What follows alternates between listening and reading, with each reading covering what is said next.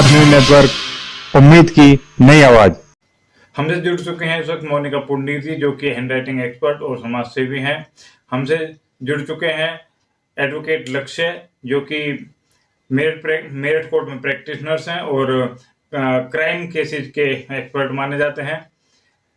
हमसे जुड़ चुके हैं संत कमल किशोर जी, जो कि दिव्य शक्ति अखाड़ा के महामंडलेश्वर हैं और हिंदुत्व पर शोध कर रहे हैं कि कैसे हिंदुत्व आगे बढ़ाया जाए और सनातन धर्म किस तरीके से चलता है।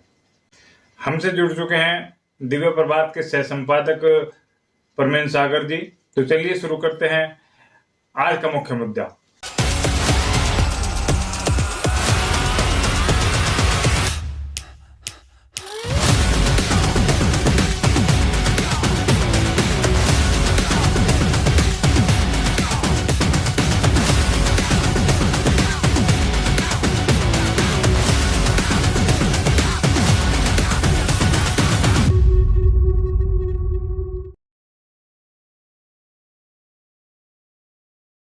दिव्य प्रभात वेब न्यूज में आपका स्वागत है। आज हम जिस विषय को लेकर यहाँ उपस्थित हुए हैं, क्या किसी के भी दिमाग से गेमिंग के द्वारा, सोशल साइट के द्वारा, सोशल ऑनलाइन गेम के द्वारा किसी के भी दिमाग पर इतनी पकड़ बनाई जा सकती है, यूँ कि उसको इतना वश में किया जा सकता है कि हम उससे जैसा चाहें वैसा काम ले सकते हैं। आज का मुद्दा यही है। जैसे कि अभी पिछले दिनों कई केस आए हैं, धर्म परिवर्तन जैसे आए हैं कि गेमिंग के थ्रू धर्म परिवर्तन हुआ। उससे पहले ब्लू व्हेल गेम आया था जिसमें कई सुसाइड अटेम्प्ट हुए थे, जिसके बाद गवर्नमेंट ने उस पर बैन कर दिया था। और उससे पहले पबजी आया था, उस गेम ने बहुत बच्चों का ध्यान इस तरफ किया कि वो भी सुसाइड अटेम्प्ट करने लगे। जैसा भी उस गेम के माध्यम से चाहा, किसी ने अपने हाथ काट लिए, किसी ने रोड एक्सीडेंट कर लिया, कोई ट्रेन का आगे कूद गया, तो उसको भी बैन कर दिया गया था। तो आज का मुद्दा हमारा यही है कि एक नाबालिग बच्चे जिनका अभी माइंड उतना कॉन्शियस नहीं होता है, उन्हें किस तरीके से गेम के माध्यम से फंसाकर या उनका ब्रेन इस तरह से अपने कंट्रोल में कर लिया जाता है कि आगे उनका भविष्य अंधकार में हो जाता है और वो समाज के लिए भी एक बहुत बड़ा खतरा बनते जाते हैं।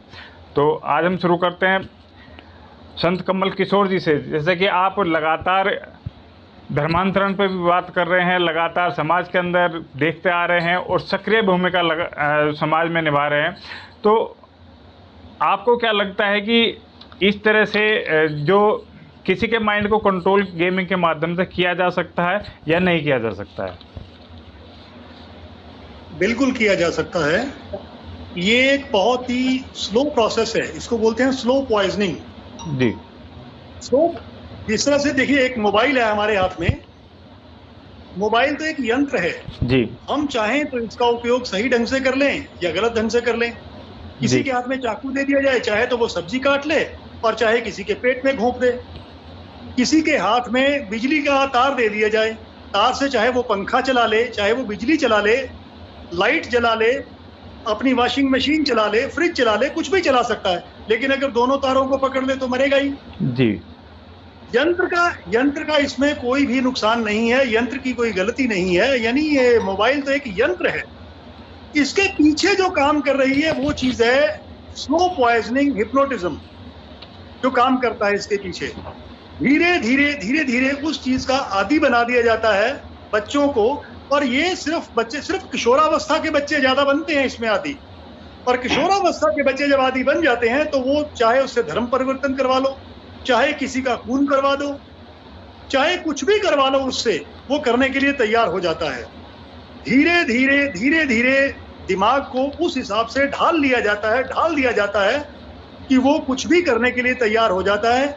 इसे हम एक तरह से सम्मोहन कहते हैं, वशीकरण कहते हैं। जी। मोनिका जी, जैसे अभी संत कमल किशोर जी ने बताया कि पूरा वशीकरण की तरह से ही ये काम करता है मोबाइल, और उससे किया जा सकता है इस तरह से।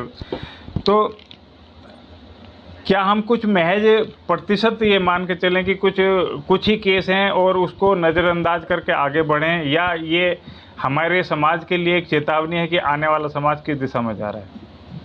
This programme is sponsored by Singh brand, photo frame और टी शर्ट प्रिंटिंग के निर्माता। बनाया तो गया था उसे एक टीम वर्क के लिए कि गेम, और एक अगर कोई कहते ना एकाकीपन है, किसी को अकेला है बच्चा और ना इधर उधर जाए, चलो गेम खेलने लग जाए, बनाए गए तो उस चीज के लिए थे कि वहाँ पे कौशल भी विकसित हो, टीम वर्क भी हो, सब चीज लर्निंग स्किल बढ़े।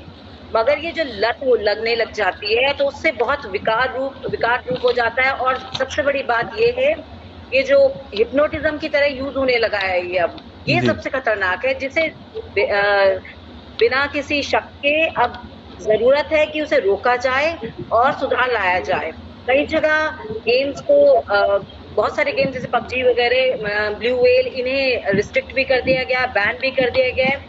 उसके बावजूद भी बहुत सारे और गेम्स ऐसे हैं जो वो जब गेम खिलाते हैं उन्हें, तो वो फीड करते रहते हैं माइंड को। जैसे हम अपने घर में भी अगर बच्चों को एक शिक्षा बार बार देंगे तो कहीं ना कहीं वो सीख ही जाएंगे, और जो वो अपनी रुचि के साथ, अपनी सारी इन्वॉल्वमेंट के साथ सीख रहे हैं वो तो और भी जल्दी सीख जाएंगे। तो यहाँ जो हिप्नोटिज्म हो रहा है वो उसी तरह से हो रहा है। बच्चों को सिखाया जाता है, युवाओं को सिखाया जाता है, और गलत रास्ते भी लेके जा रहे हैं, और बहुत ही फैटल भी है, घातक भी है। मैंने ऐसे ऐसे केस सुने हैं जिसमें अपना पूरा परिवार मार दिया खेलने के लिए, सिर्फ कि माँ आ गई तो माँ को मार दिया।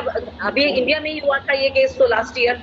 और अभी कल की ही बात है, एक 27 साल का इन्फ्लुएंसर था चाइना का, उसकी डेथ हो गई सिर्फ पीने के लिए। एक बिंज होता है उनका, ड्रिंकिंग एल्कोहल बिंज, जितना मैक्सिमम पी जाएंगे उतने टाइम में वो डिनर होगा।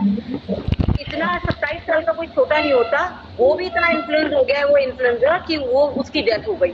तो ये चीज इतनी एग्रेशन, इतना एंजाइटी, इतनी डिप्रेशन की तरफ लेके जा रहे हैं लोगों को कि जरूरत है कि इन्हें रोका जाए और कड़े कदम उठाए जाए। खेल को खेल की ही स्पिरिट से, एक स्पोर्ट्समैन स्पिरिट से खेला जाए तब तो वो अच्छा है। पर अगर ये घातक, ये खेल नहीं है, ये तो एक तरह से अपराध की तरफ लेकर जाया जा रहा है। तो इसे तो जरूरत है सोसाइटी में, हेल्थी सोसाइटी के लिए, healthy mind, healthy youth. This programme is sponsored by Singh brand, photo frame और टी शर्ट प्रिंटिंग के निर्माता। जरूरत है। मैं चलूंगा एडवोकेट लक्ष्य की ओर। एडवोकेट लक्ष्य, जैसे लगता है कि इस बच्चे को आखिर ऐसी जरूरत क्या है कि वो गेम की तरफ जाए? बच्चा पढ़ाई लिखाई की तरफ भी जा सकता है, आउटडोर गेम भी हो सकते हैं, परिवार के अंदर और सदस्य भी होते हैं, उनसे भी बातचीत हो सकती है, टीचर होते हैं। इतनी सोसाइटी होने के बावजूद, इतना पढ़ा लिखा होने के बावजूद, इतनी पढ़ी लिखी फैमिलियाँ होने के बावजूद भी यदि इस तरह से फिर भी लगता है कि गेम की जरूरत पड़ रही है, तो आखिर कौन से कारण है उसके पीछे? देखिए, ऐसा है, जब से स्मार्टफोन चले हैं और मोबाइल 5G 4G के ये पैटर्न चले हैं, तो इसमें दो चीज़ें आपको देखनी होंगी कि एक तो इसका व्यवसायीकरण, गेम के माध्यम से जितनी भी बड़ी बड़ी कंपनी हैं, इन्होंने एक से व्यवसायीकरण के चक्कर में इस टाइप के गेम निकाल दिए, जो गेम जितना बच्चा ज़्यादा खेलेगा एक वो उसके मस्तिष्क पर असर करेगा।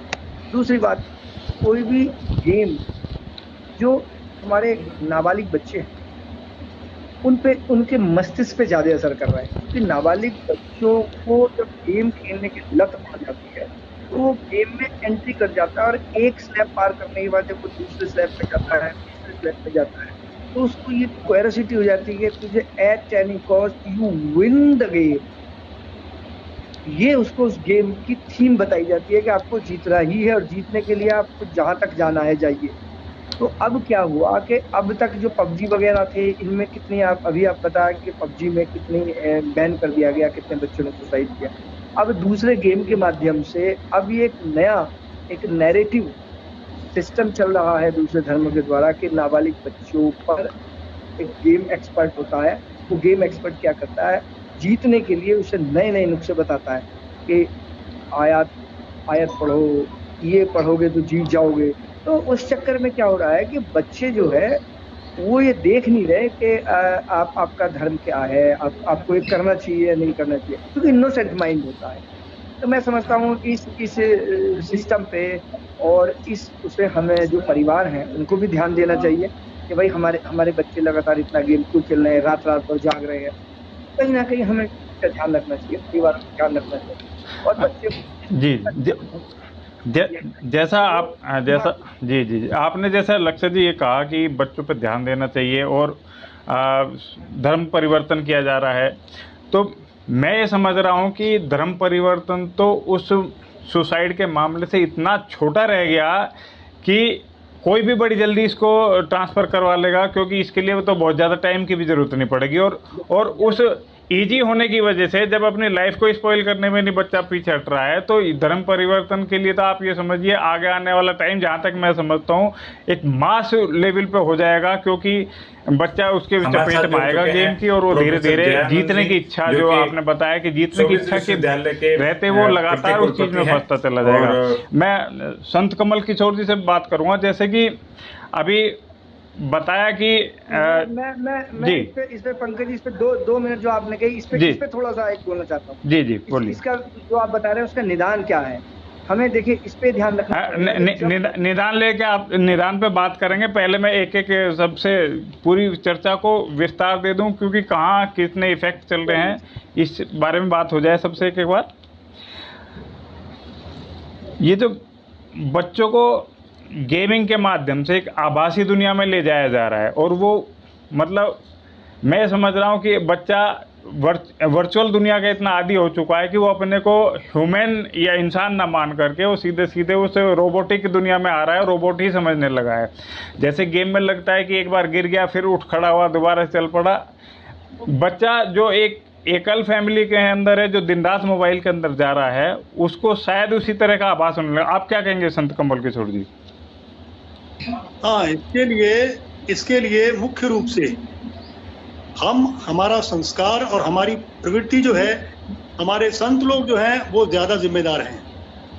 क्योंकि अभी अभी मोनिका जी ने एक बहुत प्यारी बात कही कि बच्चों का मानसिक स्तर जो है वो काफ़ी कमज़ोर हो चुका है, और वही बच्चे इसके काबू में आते हैं, इसके वशीकरण में आते हैं, जिनका दिमाग कमज़ोर होता है। अगर उनको योग के रास्ते से या किसी और माध्यम से, संस्कारों के माध्यम से हम उनकी विल पावर को मजबूत कर दें, ताकतवर कर दें, तो ऐसी कोई भी गेम उन पे असर नहीं डालेगी। पहली बात। दूसरी बात, जो ये धर्मांतरण का कार्य चला हुआ है, हम लोग वास्तव में ही कमजोर हो चुके हैं। अभी अभी स्वामी अभिमुक्तेश्वरानंद जी शंकराचार्य हैं, ज्योतिष पीठ के, उन्होंने एक बहुत बड़ी बात कही। उन्होंने कहा कि भारतवर्ष में 80% हिंदू नहीं रहते, बल्कि उन 80% में भी 95% ईसाई लोग रहते हैं। क्योंकि हम अभी जब भी कभी किसी बच्चे को देखते हैं, या कोई भी बच्चा हो, इवन देवी देवताओं के जब बर्थडे मनाने लगे हैं आजकल, तो क्या कहते हैं, हैप्पी बर्थडे, और केक काटने लगे हैं, जबकि केक काटना हमारी परंपरा में नहीं है। पढ़ाएंगे बच्चों को कॉन्वेंट स्कूल में, तो वो वहां पे यीशु की प्रार्थना सिखाएंगे, गायत्री मंत्र नहीं सिखाएंगे। इस तरह से ऊपर से देखने में हमारे नाम तो हिंदू है, लेकिन भीतर से हम क्या है, ईसाई हो चुके हैं। धीरे धीरे ईसाईकरण हो रहा है हमारा। उन्होंने आखिरी हमला और बोला है, नए तरीके से हमला बोला है, क्योंकि ये साइबर का जमाना है। इस समय ये जमाना चल रहा है, इसमें मोबाइल का जमाना है, गेम्स का जमाना है। इतने बच्चों के दिमाग को हैक किया जा रहा है। और वकील साहब ने एक बात कही, लक्ष्य जी ने, ये दिमाग हैक करने वाली बात है, और हैक करके जो गेम्स चलाई जाती हैं, ये बड़ी खतरनाक स्थिति है। और इस तरह से जो कमजोर माइंड के बच्चे हैं, जिनकी विल पावर कमजोर है, वो इसके शिकार हो जाते हैं। लेकिन अभी भी स्थिति बिगड़ी नहीं है। ये रेयर केसेस हो रहे हैं, हर घर में ऐसे केसेस नहीं हो रहे हैं, रेयर केसेस हो रहे हैं। और हमें शुरुआत में ही अभी संभल जाना चाहिए, ताकि हम आने वाले समय के लिए इन चीजों से बच सकें, और हमारे बच्चे ना आत्महत्या करें, ना ही धर्मांतरण करें। जी जी मोनिका जी, मेरा सवाल आपसे है, जैसे अभी एडवोकेट लक्ष्य ने भी बात बताई और संत कमल किशोर जी ने भी बात बताई कि लगातार हमें अपने बच्चों को हिंदू संस्कारों को देने की ज़रूरत है। और लेकिन आजकल जो हमारे आइडियोलॉजी बदल रही है, जो हम देखने में आ रहा है कि बड़े बड़े गेम को, लूडो खेल लो, ये इनाम पाओ, ये करो, जिसे स्टार प्रचार कर रहे हैं, तो क्या हमारे ये एक समाज को स्टार प्रचारक जो हैं दूषित करने का काम नहीं कर रहे हैं? और क्या इनके खिलाफ या इनकी कोई मोरल ड्यूटी नहीं बनती है, या समाज को इनको कोई कहना नहीं चाहिए कि भाई आप इस तरह के प्रचार क्यों कर रहे हैं? क्योंकि ये तो एक तरह से सीधे सीधे जुए की लत लगा रहे हैं। क्या कहेंगे आप इस पे? बिल्कुल।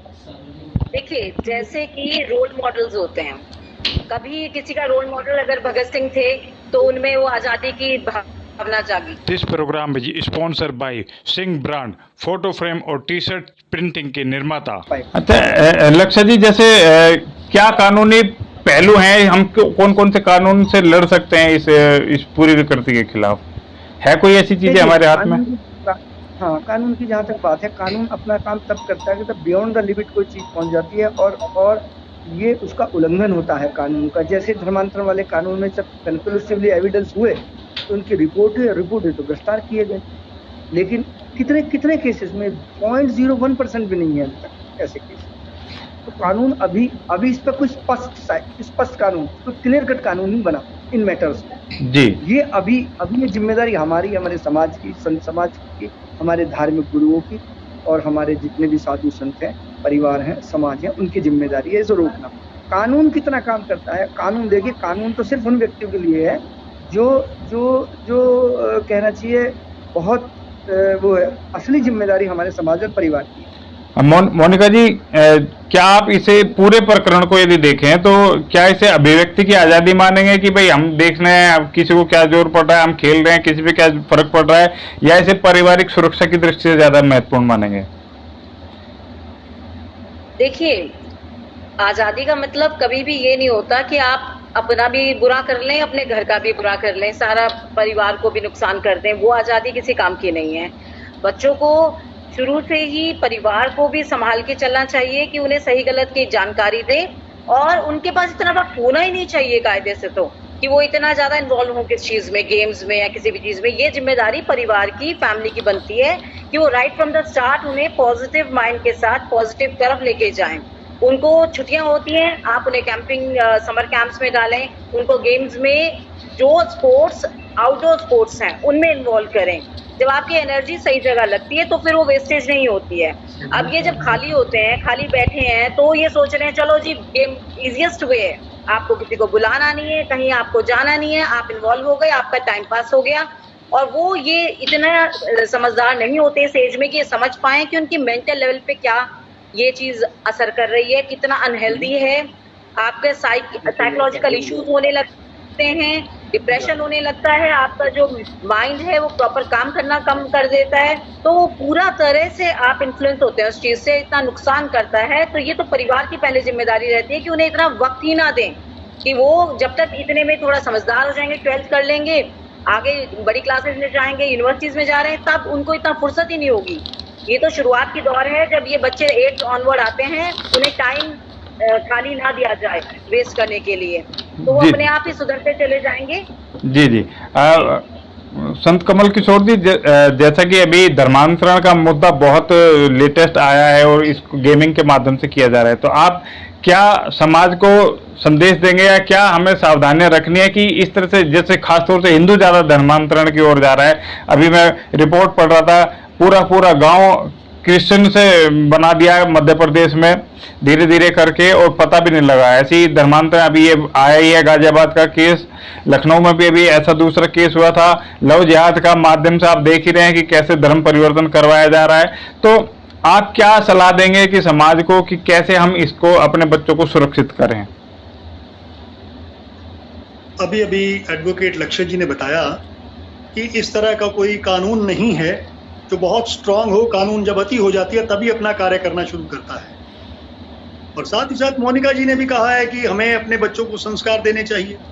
अब मान लीजिए जैसे छुट्टियां हो गई हैं तो बच्चों को समर कैंप में भेज दें, डांस के कैंप लगते हैं, एक्टिंग के कैंप लगते हैं, या कोई और तरह के कैंप लगते हैं, योग के शिविर में भेजें, तो उनसे उनका मनोबल मजबूत होगा। उनके अंदर, मस्तिष्क के अंदर उनकी जो विल पावर है जिसे बोलते हैं, आत्मिक शक्ति, जब वो बहुत मजबूत हो जाएगी तो फिर उसके बाद उन पर ऐसी किसी भी गेम का कोई असर नहीं होगा। जी देखिए, गैजेट तो गैजेट है, मोबाइल तो मोबाइल है, इन बेचारे की क्या गलती है? तो एक इंस्ट्रूमेंट है, इसको यूज करने वाले के पीछे का दिमाग कैसा है।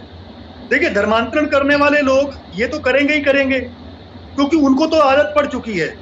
और आपने कहा गांव के गांव धर्मांतरित हो गए, बिल्कुल हो गए गांव के गांव धर्मांतरित। हमने तो पहले ही कहा है कि जगत गुरु शंकराचार्य जी ने यही बात कही कि हम 80% जो हिंदू है, कहने को हिंदू है, अंदर से हम ईसाई हो चुके, क्योंकि हमारी पढ़ाई कहाँ होती है? कॉन्वेंट स्कूलों में। हमारे दिमाग में वही बातें सारी घुसी हुई हैं। हम क्या करें और क्या ना करें, इससे ये तो मैंने पहले भी आपसे कहा था कि हम धर्म गुरु बहुत ज्यादा इसके लिए जिम्मेदार हैं। जी जी, धर्म गुरु जिम्मेदार हैं। एक महत्वपूर्ण सवाल हो रहा है, जैसे आप बार बार कह रहे हैं धर्मगुरु जिम्मेदार हैं, हमें हिंदुत्व की अपने संस्कारों बच्चों तक हम खुद नहीं पहुंचा पा रहे हैं, लेकिन जैसे जिस तरह से ये धर्मांतरण किया जा रहा है गेमिंग ऐप के थ्रू और अलग अलग तरीके से गेमिंग में सुसाइड किए जा रहे हैं, क्या सरकारों की कोई जिम्मेदारी इस पर बनती है या नहीं बनती है कुछ करने की? देखिए, सरकार क्या है? सरकार भी तो आखिरकार एक इकाई है। हम पहले घर से एक मोहल्ला, मोहल्ले से एक गांव, गांव से एक तहसील, तहसील से एक शहर, शहर से एक राज्य, और सारे राज्य मिला के बनता है एक देश जी। और देश के ऊपर बैठी है सरकार। तो सबसे पहले हम अपने घर को सुधारें ना। सबसे पहले जिम्मेदारी हमारी बनती है, क्योंकि हम ही लोग सरकार हैं, हम ही लोग सब कुछ हैं। एक एक घर अगर सुधार ले, ये मत सोचे कि दूसरा क्या कर रहा है, नहीं, क्या कर रहे हैं, हमें पहले अपने आप को देखना है। अपनी चारपाई के नीचे पहले झाड़ू लगा ले, फिर दूसरे को बोलेंगे तू भी सफाई कर ले भाई। तो ये पहली जिम्मेदारी मेरी है और सभी की जिम्मेदारी बनती है। और हम अपने घर के बच्चों को इतना स्ट्रांग बना दें, उनको योग सिखा दें और उनको गायत्री मंत्र सिखाएं। इस तरह की बातें अगर हम सिखाते हैं तो उन पर इन चीजों का कोई भी प्रभाव पड़ने वाला नहीं है। ये गैजेट्स तो नॉर्मल चीजें हैं और ना ही इनकी स्कीम को फेल करने का एक ही तरीका है कि हम अपनी इच्छा शक्ति को प्रबल इतना कर दें कि इनका कोई भी धर्मांतरण का वार जो है, अस्त्र शस्त्र हम पर कोई भी प्रभाव नहीं डाले। जी, हम कहना चाहते हैं। जी जी, एडवोकेट लक्ष्य जी, जैसे अभी बात आ रही है कि केस बन रहे हैं तो सरकार एक कानून बना सकती है, कानून में परिवर्तन कर सकती है, यदि नहीं है तो बना सकती है। तो परिवार की तो अपनी जिम्मेदारी बनती ही बनती है, लेकिन सरकार के इस मामले में क्या कर सकती है, किस तरीके से कदम उठाने चाहिए? आवाज नहीं आ रही आपके लक्ष्य जी? सॉरी। हाँ जी। देखिए, अभी आपने जब शो शुरू किया था, शो शुरू होने से पहले ये कहा था कि पबजी गेम जब चला तो ठीक चला, उसके बाद जब उसका इतना एक्सेस में भी चला गया कि बच्चे सुसाइड कर रहे, तो सरकार ने बैन लगाया ना। ठीक है, यदि ये चीज चल रही है, सरकार चलिए कानून बना देगा। कानून से बहुत कुछ सुधरने वाला नहीं है, कुछ कानून से कुछ चीजें सुधरती हैं, उसका फिर दूसरा रास्ता निकाल लिया जाता है। किसी भी विकृति को समाज में आने से पहले उस विकृति को सबसे पहले हम अपने घर से शुरुआत करनी चाहिए, अपने परिवार से शुरुआत करनी चाहिए, अपने मोहल्ले से, अपने समाज से शुरुआत करनी चाहिए। मेरा मानना यह है कि कानून तो जब बनेगा, जब तक कानून बनेगा तब तक तो बहुत कुछ खत्म हो चुका होगा, बहुत कुछ बिगड़ चुका होगा। इसलिए सबसे पहले सोचने की जरूरत है कि अभी गुरुजी ने कहा कि सबसे पहले अपना घर, उसके बाद मोहल्ला, परिवार, उसके बाद देश की कानून। सबसे पहले अपने घर को सुधारिए ना।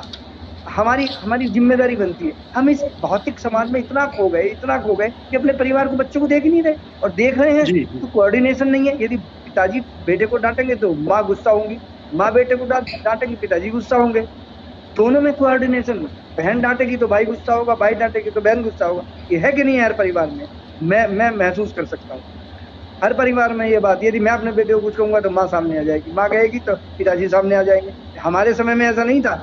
यदि पिताजी ने हमें डांट दिया या माँ ने हमें डांट दिया और शिकायत पिताजी से की तो पिताजी ने भी धोया, सुना नहीं, गलती क्या थी, बस हाँ तेरी गलती होगी। तो हमें यही तब तो हम नहीं शिकायत करते थे माँ से। आज जरा से तो मोहल्ले में कोई गलत बात किसी को कह देता है, सबसे पहले पिताजी माँ लड़ने पहुंच जाते हैं। पहले उसके मोहल्ले वाले के बुजुर्ग आदमी की बात तो सुन लो, हो सकता है तुम्हारे बेटे ने कोई गलती की हो।